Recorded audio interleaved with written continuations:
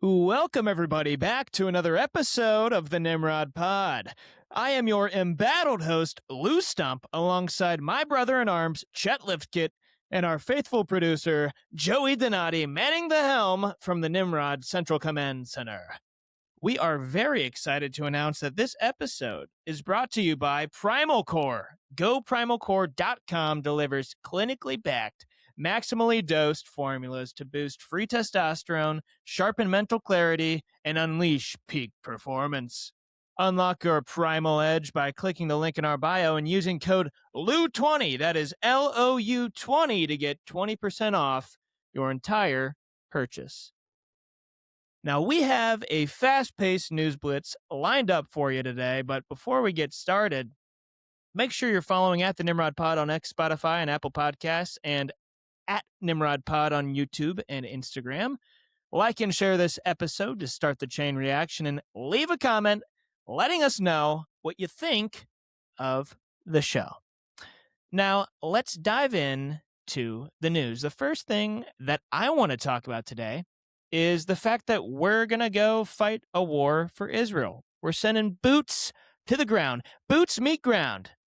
You, me, your sons and daughters, all of us military-aged children will be going to fight on behalf of Mother Israel in the great, great, great country of Iran.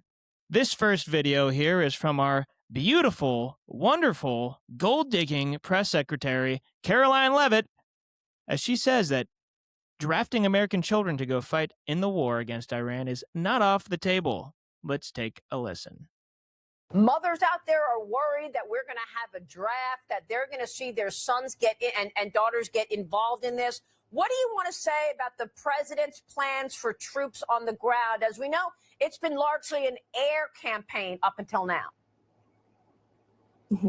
It has been, and it will continue to be, and President Trump wisely does not remove options off of the table. I know a lot of politicians like to do that quickly, but the president, as commander-in-chief, wants to continue to assess the success of this military operation. It's not part of the current plan right now, but the president, again, wisely keeps his options on the table. Chet, what do you think about that, buddy? Hey, I can see why they're saying that. I can see why Trump made her say that or said it was okay, just because they might do it. But I'll tell you one thing. Everybody that might get drafted into this war is going to kick and scream on their way out the door. They're gonna fake disabilities. They're gonna break their own legs. They're gonna make themselves go blind and deaf so they don't have to go fight this war for Israel. I think that's where we are as a generation and the young people group. And anybody that's sorry enough to get sent over there is literally going to have to reconcile the fact that they're not dying for America anymore. And I feel bad for all those guys that fought in the 2000s and the 90s, but I don't think there was enough information out there for them to be aware of this problem. But the kids that are going over there right now are going to have to reconcile with it while they're there. And I think we might have a large-scale problem whenever they get over there. And I think one thing I saw was that the sort of like in Vietnam, whenever they played the messages over the loudspeakers that their government had betrayed them or abandoned them, the Iran military was doing that to the people in Israel. So if one of those instances of an event like that and the entire drafted army is going to turn against the United States. I mean, I got 4 words for you, Caroline. Over my dead body. You're going to be dragging me out by my fucking heels over your shoulder in a pit of smoldering fire and lava before you get me fighting a war on behalf of Israel. I mean, good luck pulling Gen Z out of their homes, prying these children out of their mothers' and their fathers' arms to go fight a war for absolutely no reason in the Middle East. Like, how many times did Trump tell us we weren't going to do this? How many times did he tell us that Obama and Hillary and Biden and Kamala were going to start World War III, World War III? But look who's starting World War motherfucking 3. It's Donald J. Trump, that scumbag, that backstabbing scumbag. I've fucking had it with Trump. And now he's telling us that he's going to send our sons and daughters to die in the Middle East because it has to happen. It has to happen. These things happen. Sometimes they die. Sometimes they don't. But often they do. We think they might. Actually, they really might die. Yeah, we're all going to fucking die for Israel. Fuck no. Good luck. You're going to see the Second American Revolution get fucking violent before you see my ass fighting a war on behalf of Israel. That is absolutely horse shit. And I will not tolerate it. And I know you won't either, Chet. So what's the solution? Like, what do you think would actually happen if they're like, okay, we're going to do another draft, and then you see it hit your mailbox, and you look outside, and everyone's freaking out because their kids are going to go be sent overseas. Like, what are people going to do? Like, hunker down? What do you think? I don't even mean to black pill here, but I think there's enough people that are so encapsulated by Fox News and CNN that I think they could run a successful propaganda campaign against those families, and we'd have enough people go over there to fight the war.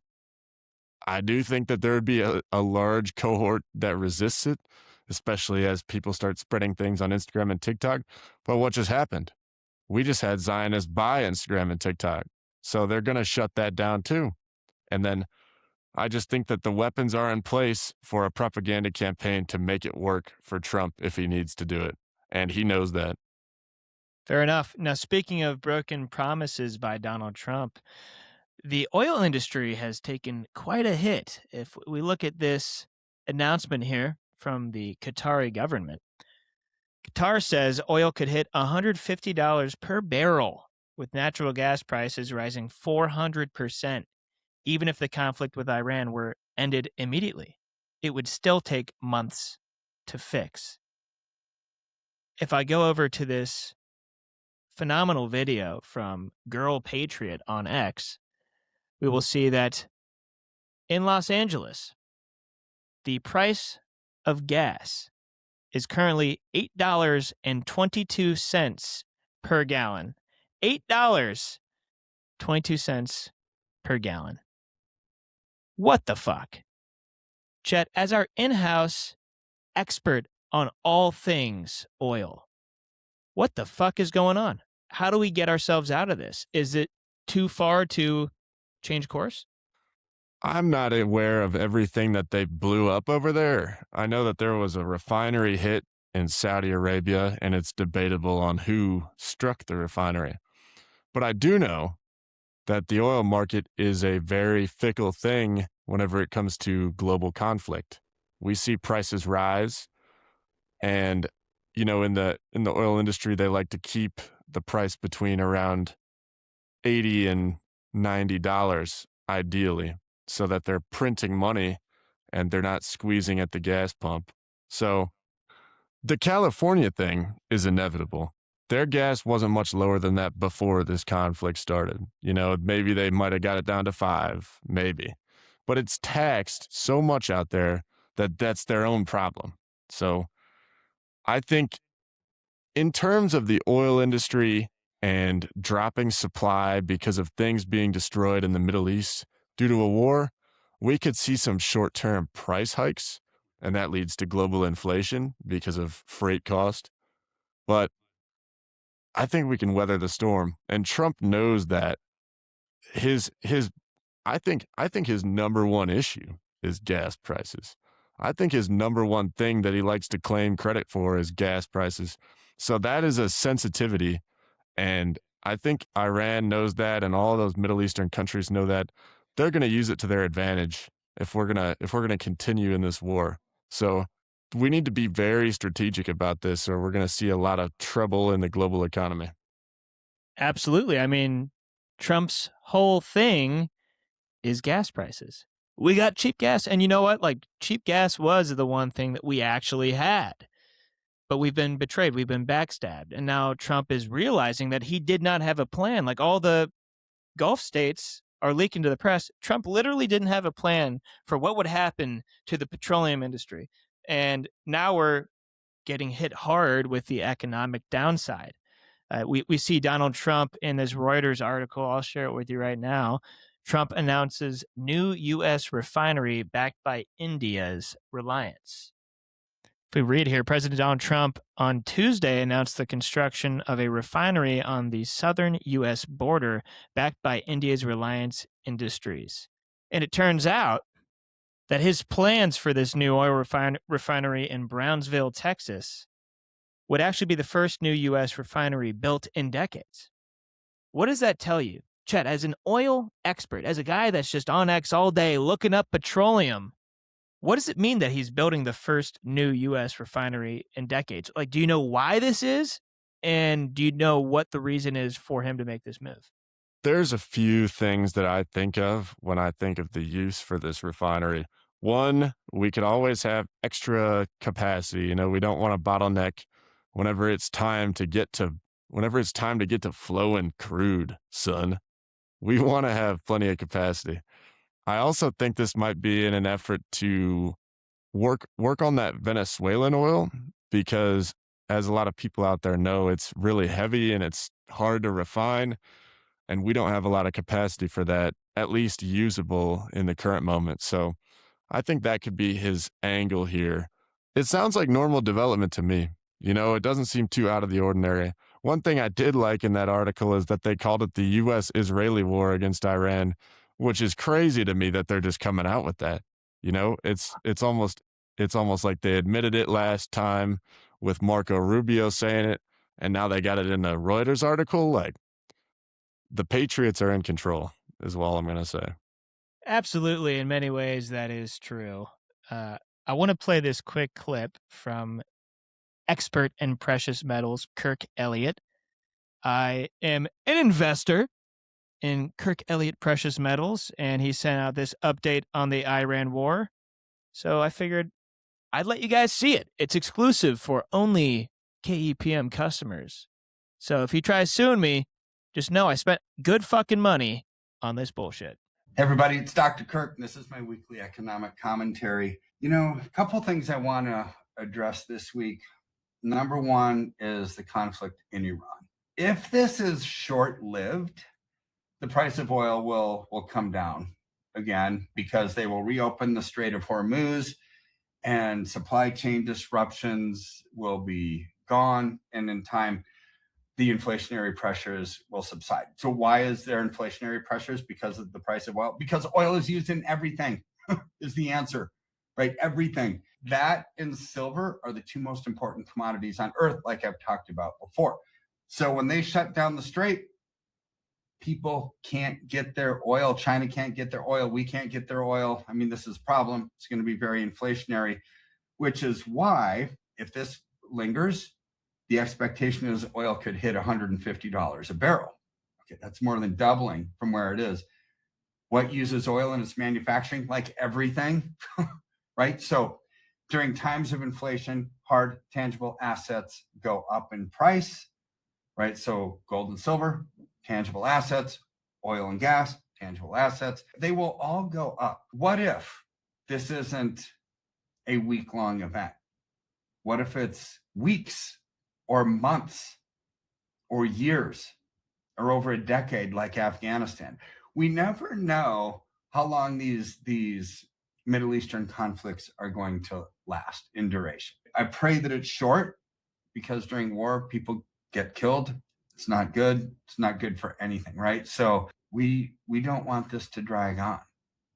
The longer it drags on, also, the more freedoms we start to lose. Guaranteed we're going to have legislation that comes just like we did after 9/11 with the Patriot Act, right? So we want this to end quickly, but if it doesn't, expect inflation to persist and grow rapidly. Now, it was like a year ago, maybe 9 months ago, that I talked about the book, The Great Taking, which is about the financial system and how what we think is ours isn't necessarily ours, because we give up our right of ownership. Like our cash in the bank is actually a security. Why is it a security? Because we give the bank the right to use it for something else, right? It's not like when you invest $10,000 in hundreds in your bank account that you open up that big bank vault and all these hundreds start flying out. No, they lend out about 90% of everything that you deposit. This is fractional reserve banking, right? So that means it's not necessarily yours. You give up the right of ownership to the bank, to any company, just like when you invest in a bond or you invest in a stock, you're giving the company money to use, to spend, to grow their company. Now, BlackRock just proved that the great taking is upon us. So how do I know? Because central bankers and their trillion-dollar asset managers have engineered a system that they can seize your money at will. This is what the great taking is all about. So BlackRock, the world's largest asset manager, just locked up investors' funds in its $26 billion private credit fund, $1.2 billion in redemption requests this quarter alone, which is 9.3% of it. What did they say? They said, nope, no redemption requests. You can't get your money out. We're not giving it to you. We need it. So they ultimately capped redemptions at 5% of what you put in there. See, you gave up your right to your money to the financial institution. BlackRock says we're capping your redemptions at 5% of what you've got in there. What? Nearly half of those people are now begging for their money, and they're trapped. They're trapped. They can't get it out. So this isn't isolated, right? Blackstone, massive real estate fund, saw a record of 7.9% redemption surge, and they jacked up their limits, 400 million of their own cash, just to pretend that everything is okay. But you know what? Blue Owl, another company, they stopped honoring redemptions outright. They said no to your money. You can't get it back. So what is the point of all this? When you own tangible assets like gold and silver with zero counterparty risk, you're not giving up ownership to anybody, right? Even when you store it at the depository, you're not giving up ownership of it. It's privately owned. It's segregated. It's yours. You're just paying them rent for safe storage. They can't use it. They can't touch it. So this is when you own a private asset that you own completely. There's no counterparty risk. Somebody can't say, nope, we're not giving you your money back like they can with paper assets. This is what the great taking is all about. Don't own assets that can be taken. Don't, right? Because we're entering into a point in the economy where it's leveraged debt and the payback of that leveraged debt, which is ruling the game, right? And so this is a problem moving forward. I don't see this changing anytime real soon. So bottom line is we've got a war that's going to be inflationary because oil is involved. Things go up with inflation. Invest into gold and silver. This is why silver is resuming its way upward again, right? Pushing $90 an ounce. So I expect silver is going to hit triple digits by this summer. You know, I still think 150-ish. And I think 200 to 300 by the end of the year. Why? Because there's no supply, there's high demand.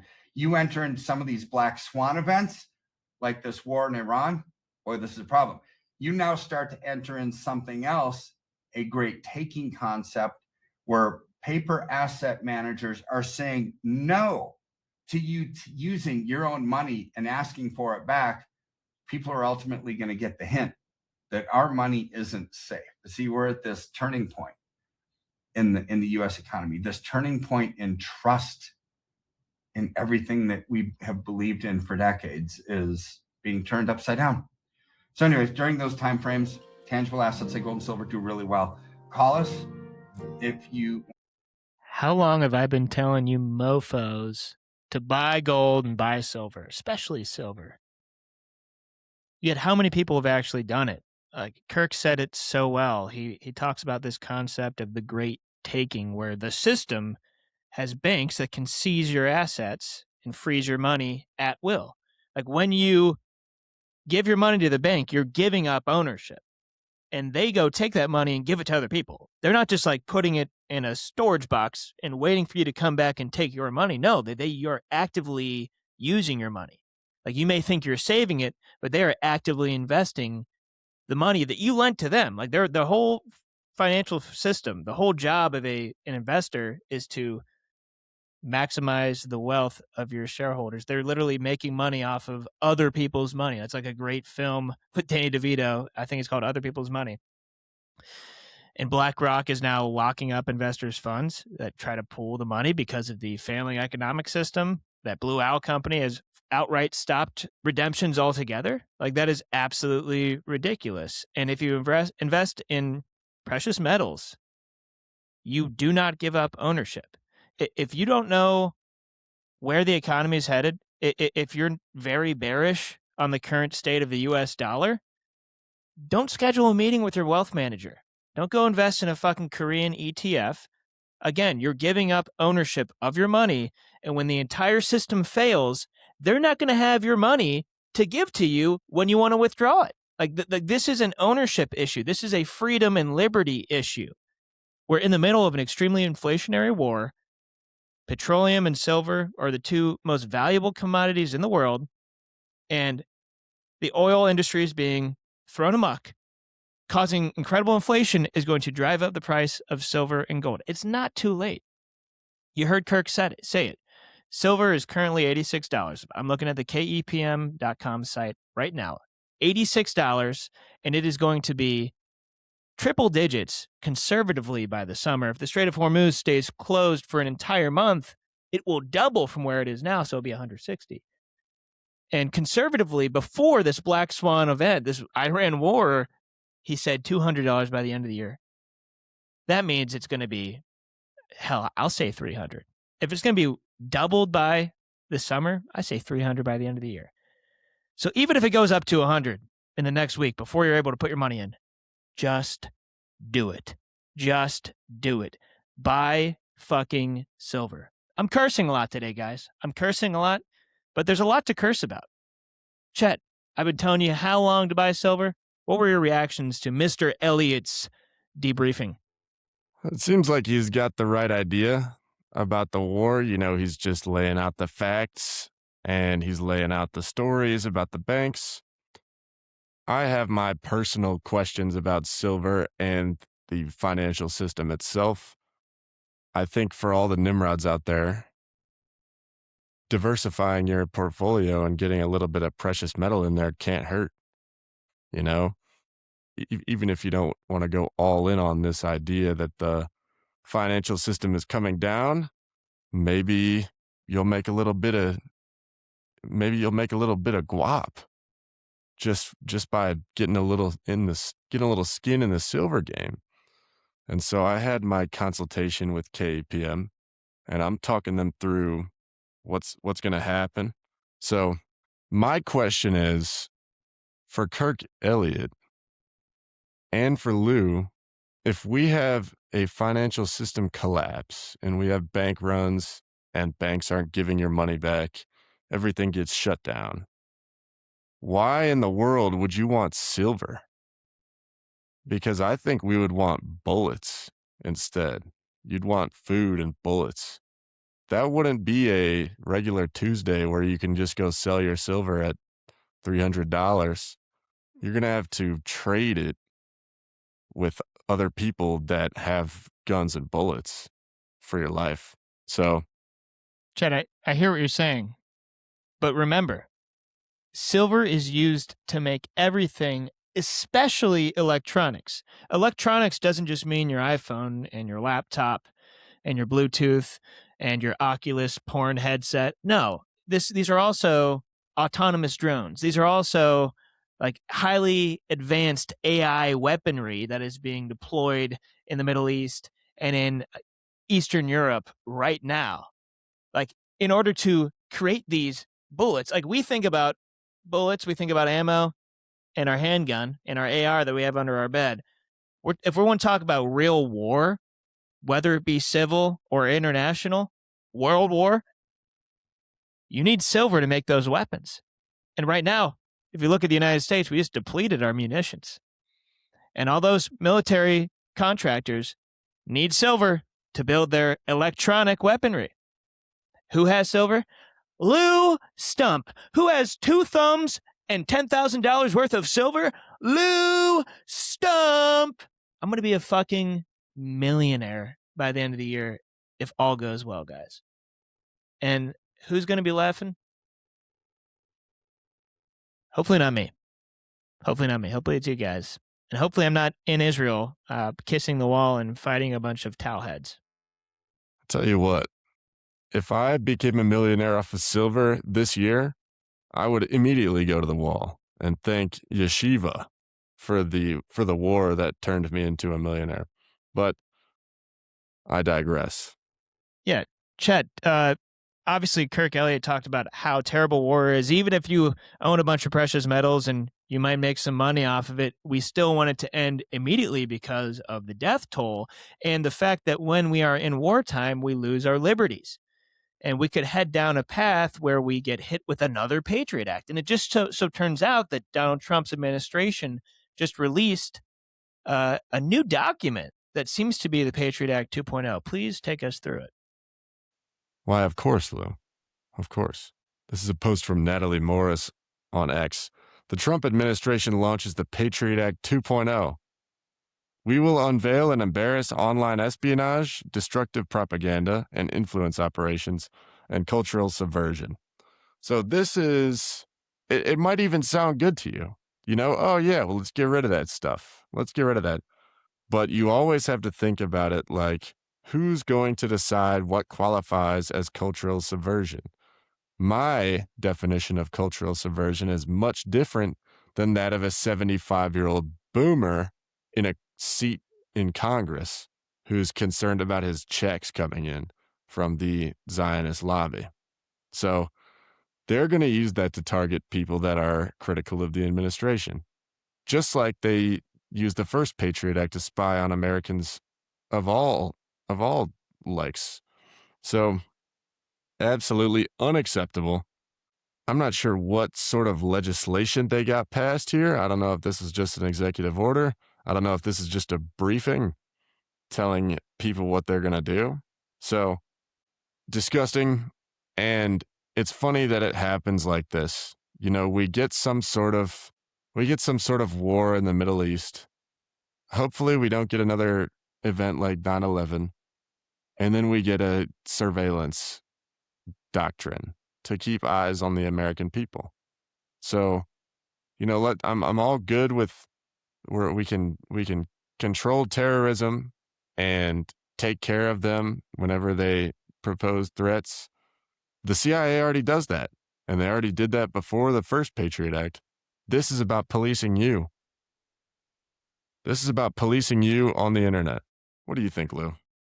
Yeah, it's frightening. I didn't do a lot of digging on this before we hopped on the pod, but it seems like the official document promises to unveil and embarrass propaganda, influence operations, and cultural subversion. Now, this doesn't sound like making sure foreign adversaries can't interfere in domestic operations. No, this seems like the government is labeling and suppressing dissenting speech, political views, online narratives, not just foreign hackers. This isn't just about, Iran or China taking control of our grid and hacking our cyber apparatus. No, this is about suppressing dissent. This is about taking away our freedoms in the same ways they did in the Patriot Act in the early 2000s following 9/11. We're going to touch your wife's breasts and we're going to fondle your balls every time you go into the airport or you can't get on the plane. That wasn't normal. We think it's so normal, but it simply is not. Like, it is authoritarian. It is literally the definition of a police state. And now they want to silence us on our phones, silence us online if we disagree with the current government. That is bad. That is very bad. And they use the veil of cybersecurity and national security. But at the end of the day, like, we should be shouting this from the rooftops. This is an attack on our liberties once again. And we should learn from our past. We should learn from our past mistakes. Like, if you read the history, if you pay attention to what happened before and you read the war doctrine, you know what they're going to do next. They already gave us a blueprint. Now we just got to make sure everyone wakes the hell up and realizes that it's happening again. Don't fall for it again. Thank you for bringing that up. I want to shift over to some of America's finest. I want to talk about the Zog. I want to talk about the Zionists that occupy the American government. First, I have 2 or 3 clips on the great and powerful Lindsey Graham. I believe that's how he would say his name. Up to our allies, step up, get our air bases out of Spain. They're not reliable. Move all those airplanes to a country that would let us use them when we're threatened by a regime like Iran. To our friends in Spain, man, you've lost your way. I don't want to do business with you anymore. I want our air bases out of Spain into a country that will let us use them. To our Arab friends, I've tried to help you construct a new Mideast. You need to up your game here. I can't go to South Carolina and say we're fighting and you won't publicly fight. What you're doing behind the scenes, that has to stop. The double dealing of the Arab world when it comes to this stuff needs to end. I go back to South Carolina. I'm asking them to send their sons and daughters over to the Mideast. What I want you to do in the Mideast, our friends in Saudi Arabia and other places, step forward and say, this is my fight too. I join America. I'm publicly involved in bringing this regime down. If you don't, you're making a great mistake and you're going to cut off the ability to have a better relationship with the United States. I say this as a friend. Lindsey Graham, what I'm doing is I'm going to South Carolina and asking my constituents to send their sons and daughters to the Mideast. Their sons and daughters to the Mideast. Think about that, guys. This next clip might be even better. Apparently, Lindsey Graham himself is willing to die for the great state of Mother Israel. All the anti-Seminites, to all the isolationists, I don't believe. Forget it. I'm not with you. I'm with Israel. I will be with Israel to our dying day. They're the best ally we could hope for. So we have a commander-in-chief in President Trump, who I think is Ronald Reagan plus. Holy hell, what's that guy smoking? All the anti-Seminites and Ronald Reagan? Can't even fucking speak. What drugs are you on, Lindsey? What hormone blockers do they have you on, you flaming homosexual? I'd love to know. And this final clip, and then I want to get Chet's reactions. This is Lindsey Graham signing off on the Sean Hannity show this week. God bless Israel. Right. We should move all our stuff to Israel. Thank you. God bless Israel. Right. We should move all our stuff to Israel. Thank you. I mean, what way to end an interview when we're in the middle of the largest scale conflict in modern history against the biggest adversary we've taken up arms against in our lifetimes. You sign off with, God bless Israel. We should move all of our stuff there. Define stuff, Lindsey. Our children? You want to send our children over there? We want to send all of our money over there? We're already sending our money.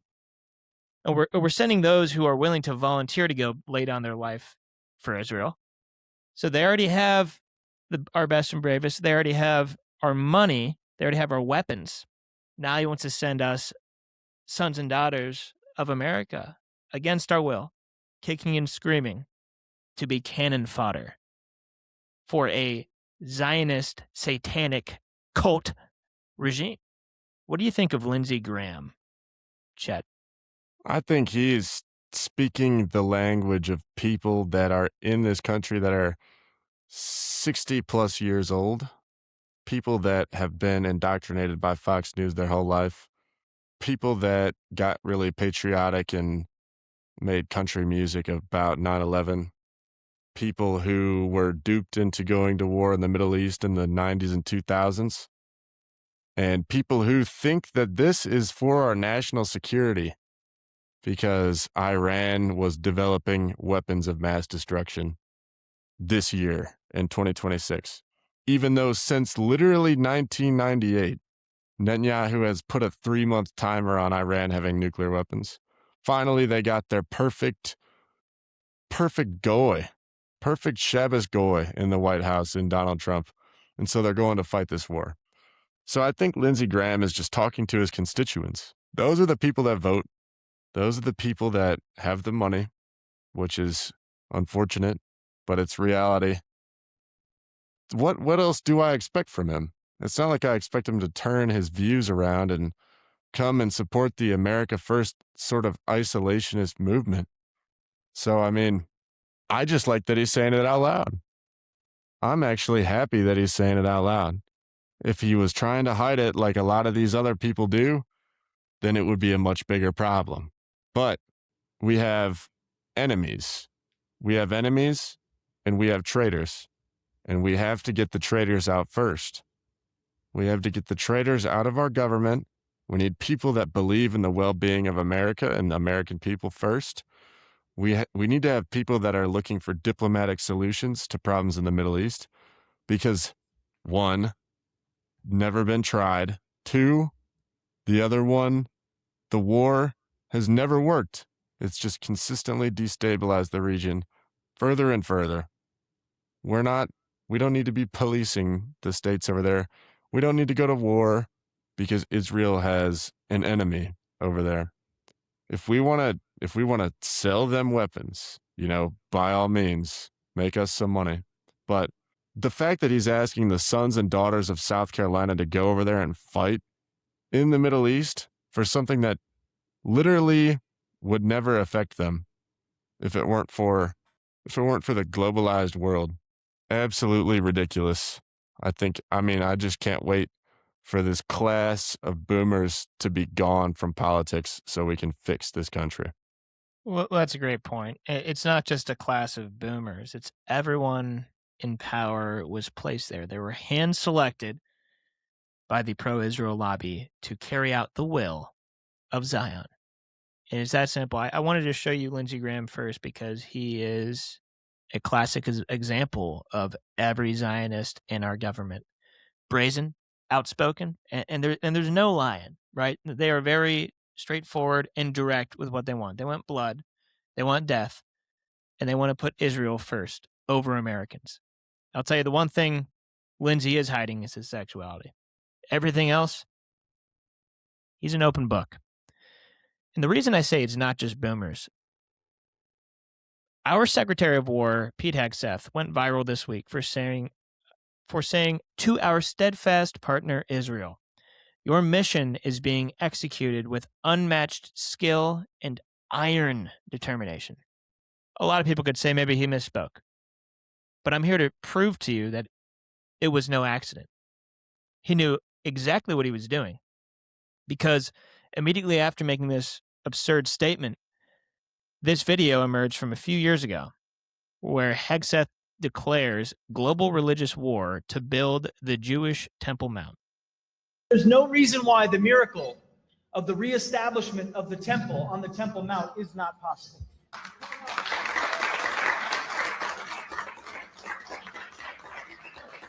I don't know how it would happen. You don't know how it would happen, but I know that it could happen.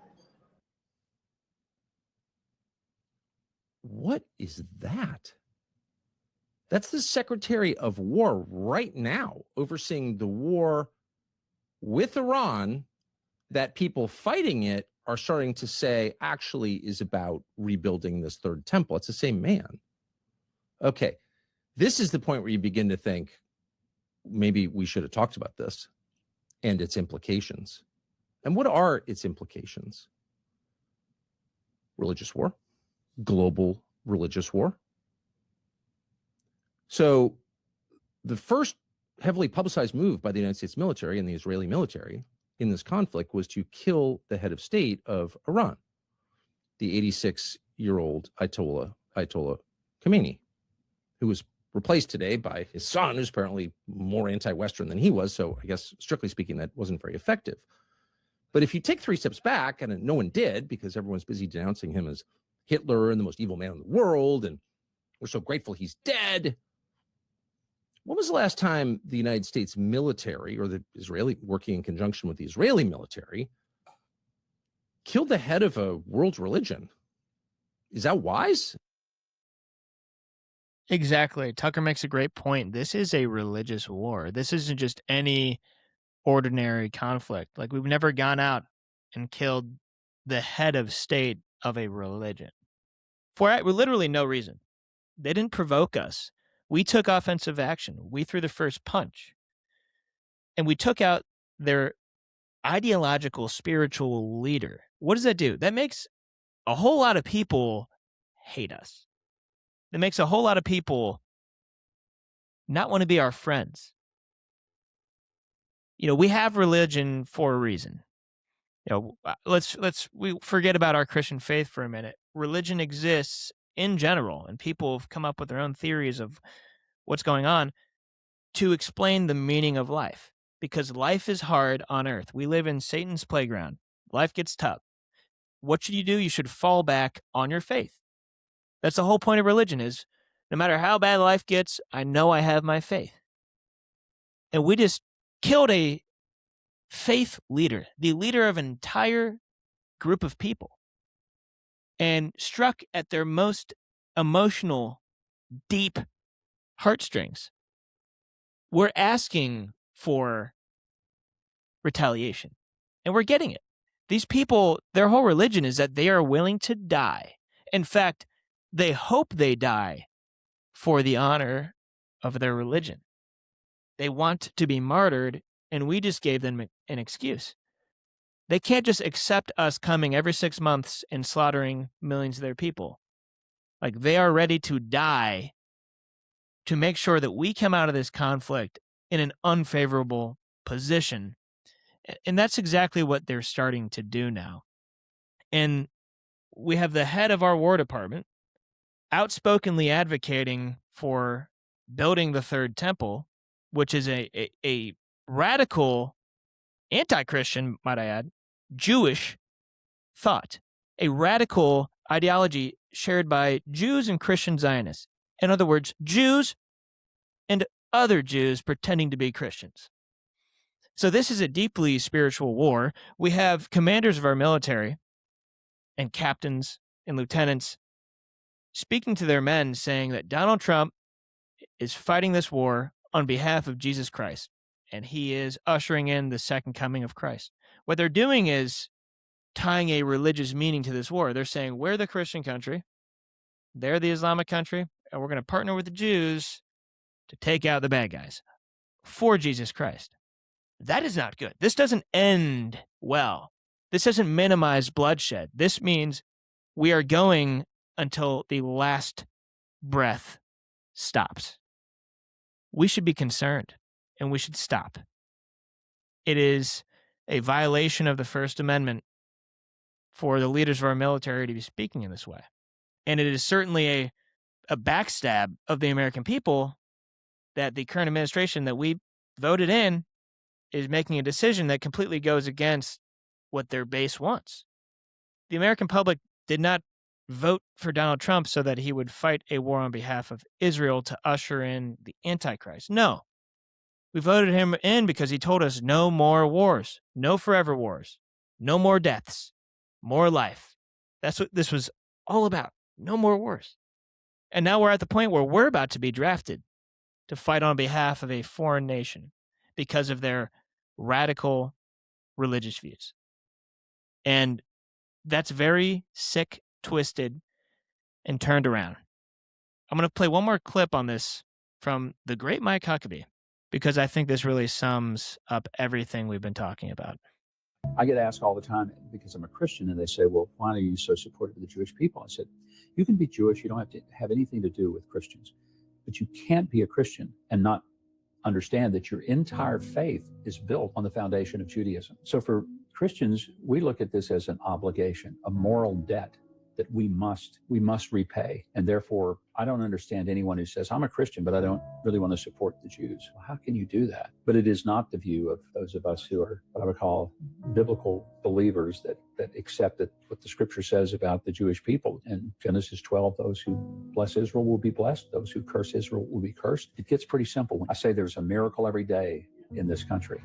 Mike Huckabee says that Christians owe a moral debt to the Jewish people forever. He's supposed to be a former Christian minister. Seems to me like this guy's never read the Bible, he's blackmailed, or he was paid off, or he's controlled by a satanic demon.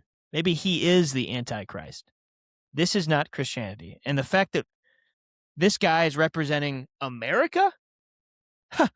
No, he was hand-selected by Israel to control America as the U.S. ambassador to Israel. He's working on behalf of Israel. He is making every decision based on his personal beliefs. He's doing everything Israel wants, and he's supposed to be the mediator between the United States and Israel. Like, to say that we owe a moral debt to the Jewish people, have you ever been to church, man? Jesus Christ atoned for our sins. The only path to salvation is through Jesus Christ. Full stop. There is nothing we can do to save ourselves. We all need a savior, and we got one. We know how this story ends. Jesus already won, Mike Huckabee. There's not a damn thing I owe to the Jewish people. And these Israeli people you're so obsessed with, these ethnic Jews you're so obsessed with, you're looking at the wrong people.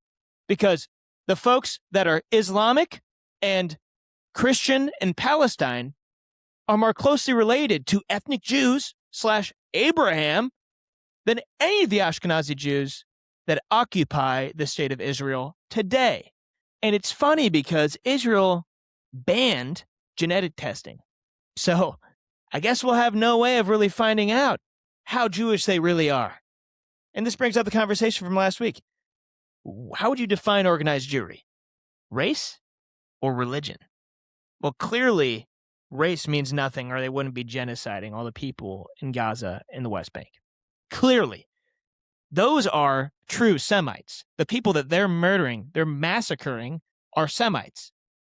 Yeah, we're anti-Semites for calling them out for genociding all the Semites, all the Abrahamic people. I mean, this is so sick and twisted. We are fully occupied by the Zionists. And the only solution for us, the United States, as an occupied nation, is to unite. Red and blue, Republican, Democrat, gay, straight, ugly, beautiful, fat, skinny, as Goyim, as Gentiles, as Americans, against the Israeli Zionist Jewish occupation. Do you agree, Chet? Absolutely. So what Mike Huckabee said is manipulation.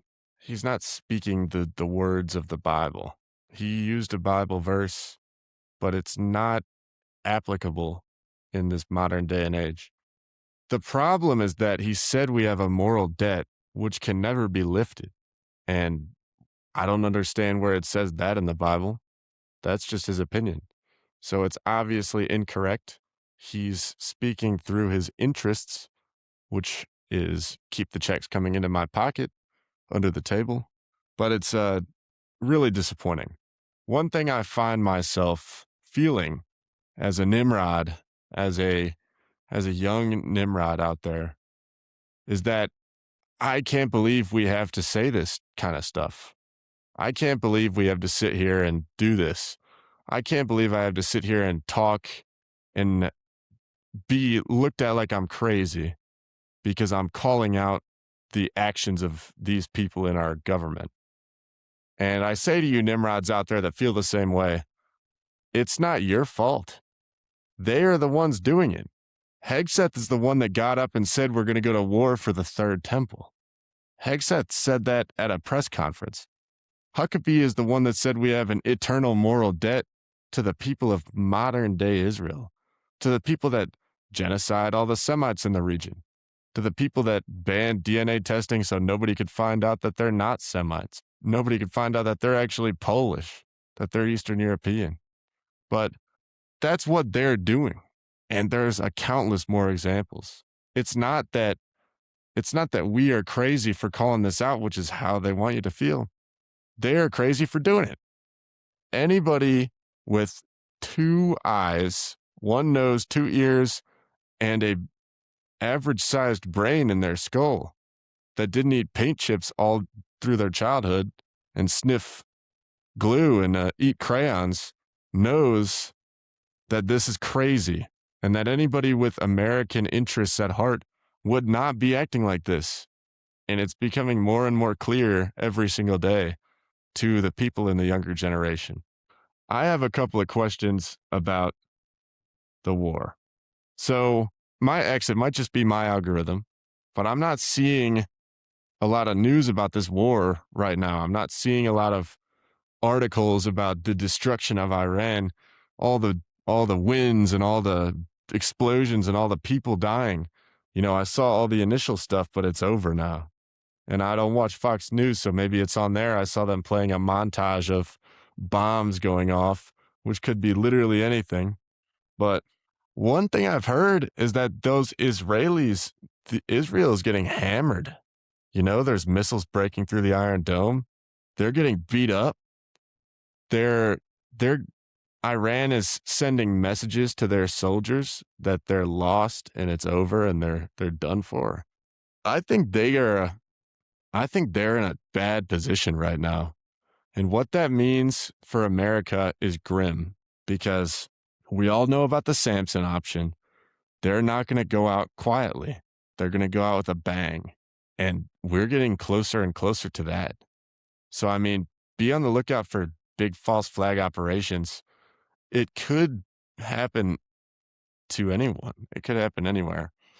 And it's just going to keep escalating from here, because the people that don't believe in this message from these ambassadors and these senators, and the people that wholeheartedly believe in it, who are in the positions of power and have all the money, are not going to agree anytime soon, especially with the level of propaganda that's going out. So I think this could get a little chippy. I don't think we're nearing the end of this conflict. I think it's going to go on for a long time, even if it's kept under wraps.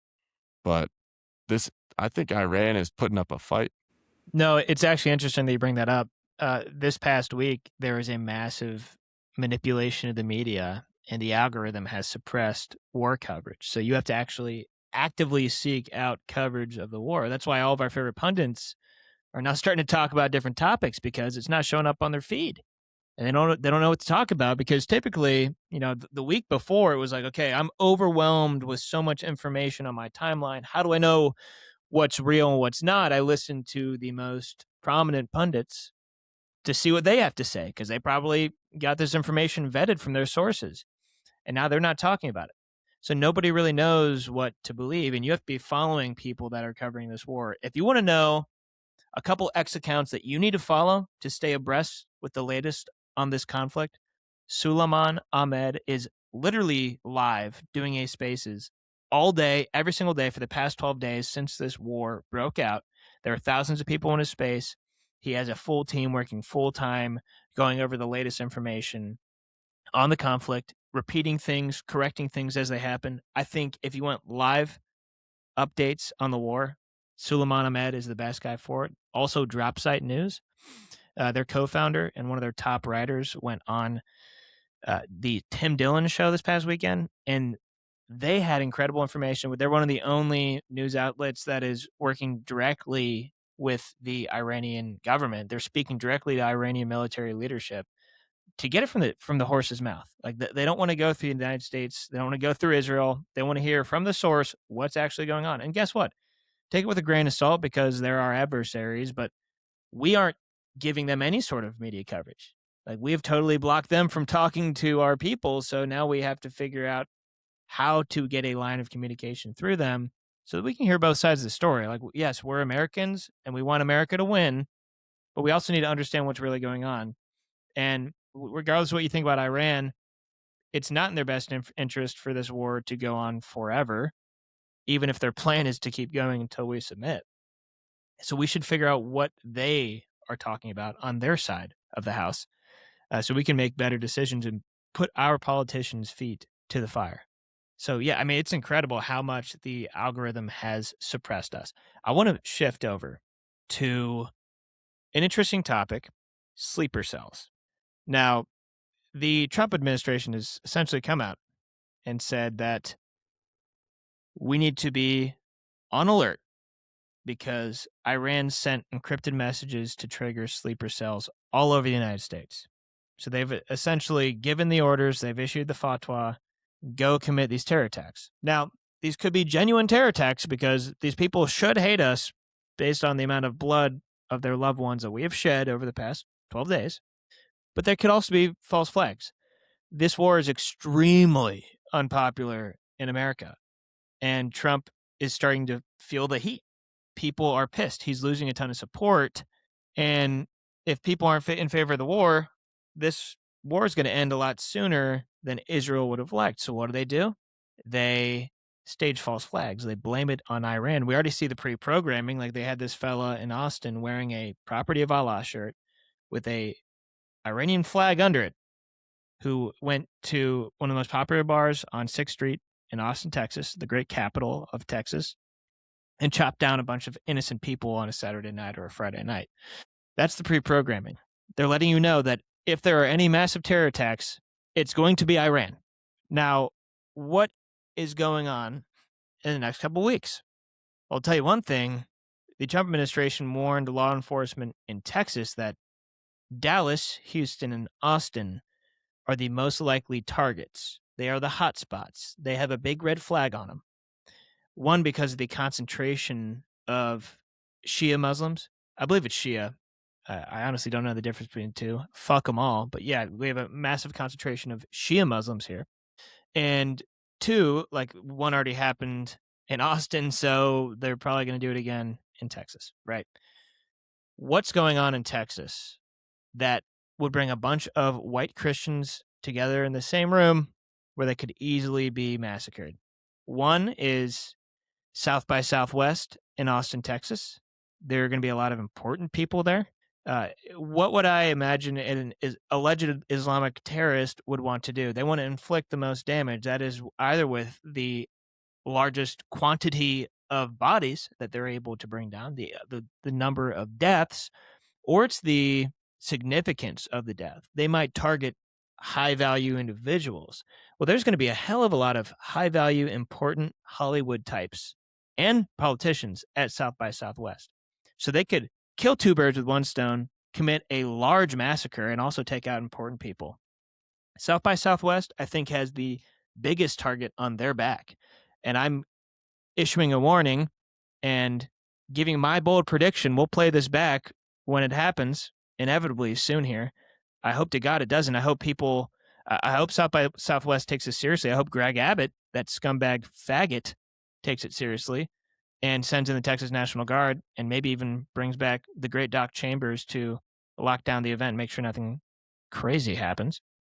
But the other event I have on my mind, St. Patrick's Day, specifically the weekend leading up to St. Patrick's Day, this weekend, this Saturday, all over the country, there are going to be massive celebrations of St. Patty's Day because this year St. Patty's Day falls on a Tuesday. People got to work. They're not going to black out all day on a Tuesday. So Saturday is the big celebration day for St. Patrick's Day. We talked about Dallas, Houston, and Austin. Well, what's going on in Dallas this weekend? Well, they have one of the largest St. Patrick's Day parades in the country going on in Lower Greenville in Dallas, Texas, right by downtown, right by the SMU campus. And they're expecting hundreds of thousands of people on one street. And I saw a picture of it, and it is chilling how many people they're able to cram on this one tiny little street. You know how easy it would be to just plow a car through that group of people? You know how easy it would be to slip something in the air vents at one of the most crowded bars and that kills everyone, poisons them? You know how easy it would be to just grab an assault rifle and go on top of the tallest building and just start spraying everywhere? This is a nightmare situation waiting to happen. I'm talking, these people are packed like sardines, nowhere to run. That's how packed this fucking thing is. But people are still going to go, right? White Christians are going to be gathering, celebrating because they don't live in fear. They only fear Jesus Christ. So they're going to be putting themselves in harm's way. So if I was Israel, or if I was a genuine Islamic terrorist, I would be going to this St. Patrick's Day celebration of white Christians going on in Dallas, Texas this weekend, this Saturday the 14th, Lower Greenville, Texas. This is my prediction. I hope to God it doesn't happen. Again, I said the same thing with South by Southwest. This is like a warning. This is me. The lights are flashing red. This is like all the CIA intelligence signals before 9/11. We know it's going to happen. We know it's going to happen. Please don't let it happen. Please don't let it happen, Greg Abbott. Please do something. But I don't think he's going to do anything because he's paid off by the Jewish Islamic Coalition that has specifically used him as a vector to target white Christians and push us out, the grassroots populists, out of the great state of Texas and turn Texas from red to blue. So I don't trust Greg Abbott. I don't trust local leadership across the major cities of Texas. And I fear we have a lot of bloodshed in our future. And who are the people that are warning us of the bloodshed? Those same Zionist scumbags that I played videos of earlier. It's the Ted Cruzes. It's the Lindsey Grahams. It's the Mark Levins. It's the Ben Shapiros. These guys are telling us it's going to happen. The Trump administration literally got the intelligence from Iran, which could have totally been a fake intelligence from Israel. Either way, something's going to happen, and Texas has a massive target on its back. What do you guys think? There's definitely a target on Texas's back, but there's targets all over the place. There's crowded places all over the damn country. And I think even if there weren't a war, even if we didn't have this problem with the leader, the spiritual leader of the Shia Muslims being killed, that there would be a lot of security at an event like this. So maybe you don't see it, maybe you don't recognize it, but I don't know if this would be the best spot for a crazy Muslim to attack. I am concerned because of, what is it, Co-op City? Is it Epic City? Epic City? Yeah. Epic City is concerning to me because of the Muslim population there. I just think they might go after a smaller target. But hey, who knows? I think if Greg Abbott is smart, if the representatives and police chiefs in Austin, Dallas, Houston, if they're smart, then they'll beef up the security at these events, make sure there's no questionable folks getting in, make sure we have adequate barriers for cars. We don't want to end up like Europe in the Christmas markets. So let's be smart about this and hope for the best, but we're definitely not living in fear. That's not what white Christian boys do. That's not how we're built.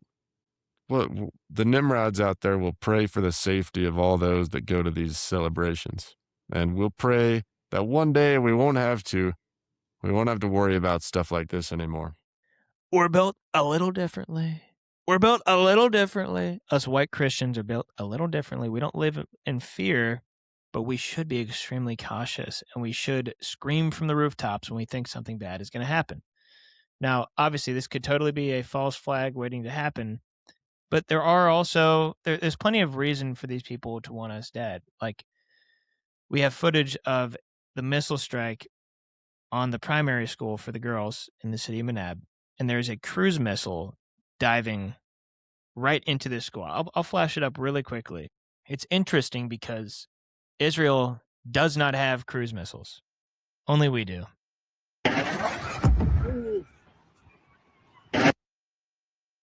See that little spike? It's a cruise missile. So apparently Israel doesn't have these cruise missiles. We do. I wouldn't be surprised if we gave it to them off the record. I wouldn't be surprised if they bought it off the secondary market and lobbed it into the school to make us look bad. But at the end of the day, these beautiful young children at this all-girls school still died. So they have every reason to hate America and want us dead. Now, again, the same reason we don't hate the people of Israel, they shouldn't hate the people of America. This is our government making decisions that are not on the behalf of the people. But we can't just assume that they're going to be that rational. They live in a extremely radical state of ideologues and zealots. And we can't trust them as much as we can't trust the Jews. But Chet actually showed me a great report. I hope that you'll pull it up. That kind of puts side by side the morality of U.S. and Israel versus Iran. Okay, all you Nimrods out there, what you see here is a mass text from the Islamic Revolutionary Guard. They sent a message to all the cell phones in Israel. The last U.S. radar systems in the region have been destroyed. Your government leaders are lying to you. Leave the country. Missiles are on their way. No shelter can provide safety. I don't really know what to think of this. You know, they're they're letting the civilians know that they need to evacuate and that missiles are coming and that their Iron Dome is not going to save them. So, I mean, it sounds like a good thing to do. It also sounds like a demoralization campaign for the soldiers and the people of Israel and the politicians so that they'll give up. But we all know that's not going to happen. So I'm really struck with this one. I don't know what these brown Muslim people are trying to get a point across here. And that's why I know that they're unlike us. Because if it were me, I would have wrote it in English first and then Hebrew for all the people out there that want to immediately be able to discern what's going on. Well, Grok confirmed this is real. Iran's IRGC sent mass SMS in Hebrew to Israeli numbers with that exact warning. The screenshot matches the reports. Israel's National Cyber Directorate acknowledged it as psychological warfare to create panic. And that could make sense. However, the part about U.S. radars being destroyed is an unverified Iranian claim. There's no confirmation from U.S. or Israel that that actually happened.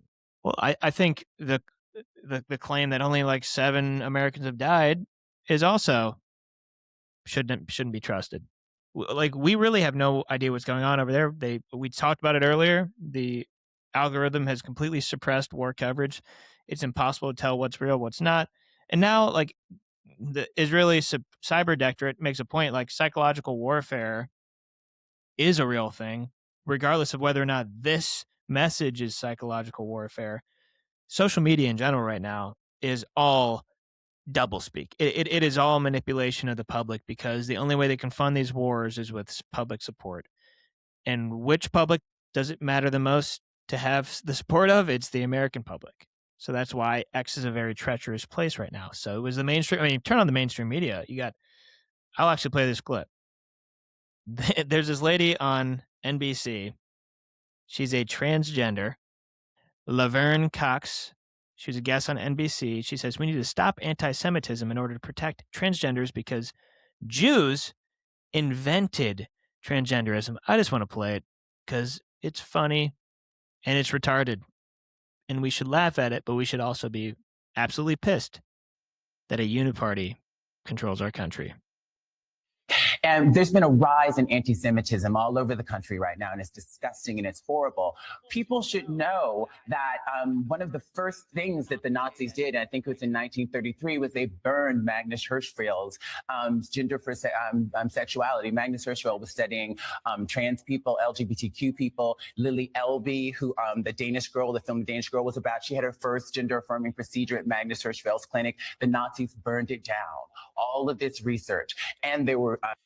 You heard it here first, folks. The Democrats and the Republicans support mutilating children and sending money unconditionally to Israel. We must die on Israel's behalf. You're all being anti-Semitic. Your speech is now being policed. We're regulating your social media posts and your private messages. This is literally stealing our liberties. This is the Patriot Act 2.0. The Uniparty hates us. No, Nick Fuentes, we shouldn't all go vote for Democrats. Like, that is not the headline of your whole speech. The headline of your speech should be, we should get rid of every establishment uniparty politician and put in grassroots populists that actually represent the interests of the people. Do they oppose protecting pedophiles? Do they support full declassification of the Epstein files and then going after the people that committed pedophilic acts against children? Like, do they oppose endless wars? Do they oppose sending foreign money overseas? Very simple, basic blocking and tackling. Do you put America and American citizens over those of other nations and governments and corporate interests? Very simple. Yes or no? You take money from a PAC? If so, fuck you. Otherwise, welcome to the America First movement. You're our next leader. That's how we have to look at it. The entire Uniparty is working against us. They're using the culture war to pin us against each other, when in reality, we the people in the middle and lower class should be rebelling against 1% oligarchy that is stealing every single one of our liberties day by day. And that's how I feel. I think it's time to give up on the idea of democracy. I think we're long past due. I don't think it's working. I think that once there is a large enough cohort of people that are too poor, they will vote for the government to give them money. And that is the Democrat platform today. And it has been for the last 40 years. So I think we need to go back to nobility. I think family men with property should be the only ones that are able to vote in this country. And then problem solved. Problem solved. So all you Nimrods out there, if you ever find yourself coming to an impasse with the idea of democracy and lobbying and foreign politicians and money flying around under the table and people selling out your country to Israel, just consider that we don't have to do it this way. We don't have to do it this way. And that's how they originally did it. Forget about the founders. Forget about saying democracy. We don't even have a democracy. The people want to make it that way because they know they have the numbers. They know they're all going to vote for more Gibbs. Gibbs me that. Gives me your check. Gives me 30% of your money every year. And let me spend it on Pepsi. It doesn't have to be like this anymore, people. It's time for all you Nimrods out there to stand up and get your ass involved in politics. We need to start taking the institutions back, and then we're going to fix them permanently, non-violently, permanently. Done. It's going to be easy. We are peacefully, lovingly, and non-violently taking our country back. We're going to take it back to 2018. Listen to this clip of Donald J. Trump. You're inclined to pull the troops out? I want to get out. I want to bring our troops back home. I want to start rebuilding our nation. We will have, as of 3 months ago, $7 trillion in the Middle East over the last 17 years. We get nothing out of it. Nothing. What happened to that guy? What happened to that guy? Remember, you weren't an idiot for supporting Trump the past 3 elections. You weren't, because he made a lot of promises, and he used to believe that we should put Americans first. He used to have principles, and he flip-flopped on us, guys. The only concern should be America. The first and only concern should be American people. We must rebuild our country before we send billions and billions of dollars overseas to people that don't repay us, people that don't deserve our help, people that aren't good allies, even if they were good allies. We have people in the streets. Folks are hardly surviving, and we're taking every resource we have and we're throwing it overseas to a country the size of Maryland. Why? So they can fight an 8-front war against 7 countries and on social media against white Christians in America. We must end the occupation. We did a quick news blitz today. We're an hour, 18 minutes in. We had a ton more to cover, but I think I'm going to cut it there. Any additional thoughts from you, Nimrods? Just you Nimrods out there, make sure you're thinking through a 50,000-foot lens when you see this news. It's easy to get caught up, get swayed one way or the other. Just remember that you're not a moron, that you're not a goyim, you're not a cow, you're not cattle. We are all Nimrods out here, and we all have a voice, and we're going to make sure those voices are heard. And keep reading your Bibles. That's all from me. Yeah, like we all have to get involved. We all have to get active, because if not, these same people keep getting into power and we keep getting tricked, and we're stuck in this cycle where we lose more and more liberties every election cycle. And it needs to stop. Like Alex Jones said, people come up to him on the streets every day and they say, thank you so much for fighting for us. He's like, no. I'm just trying to wake you up so that you go start your own show, or you go get involved, or you run for office, and you bring as many people into the movement as possible and wake them up. Because the only way we can have a populist revolution is if everyone is engaged and everybody knows what's going on. The first war is the information war. And we have a great opportunity. We have an open runway to win it. So all you Nimrods out there that are watching, Chet's right. Get involved.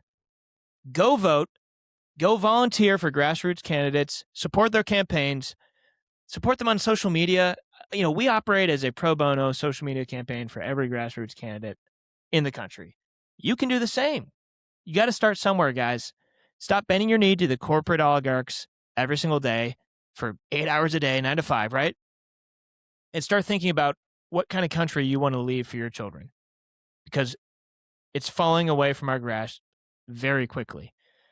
And guys, I don't know how this is going to end, but if you globalists want to fight, you better believe you've got one. The only answer to 1984 is 1776. The only answer to 666 is Christ the King. For all of you that are still listening, we're very excited to announce 2 major collaborations taking place in the coming weeks. We will be going live with the great Rex Jones on Wednesday, March 25th at 7 p.m. Central. Then on Monday, March 30th, we will be interviewing Tennessee gubernatorial candidate Monty Fritz at 7 p.m. Central. Smash the follow button on X and turn on post notifications so you don't miss these exciting collabs. And please let us know in the comments who you want us to interview next. We really value your feedback. We want to thank Primal Core again for sponsoring this podcast. Use code LOU20, that's LOU20, for 20% off your entire order for the best supplements on the market. God bless you all. Thank you so much for watching. Happy 311 Day for all of those who celebrate. Happy St. Patrick's Day for all my fellow white Christians. And we'll see you again next week.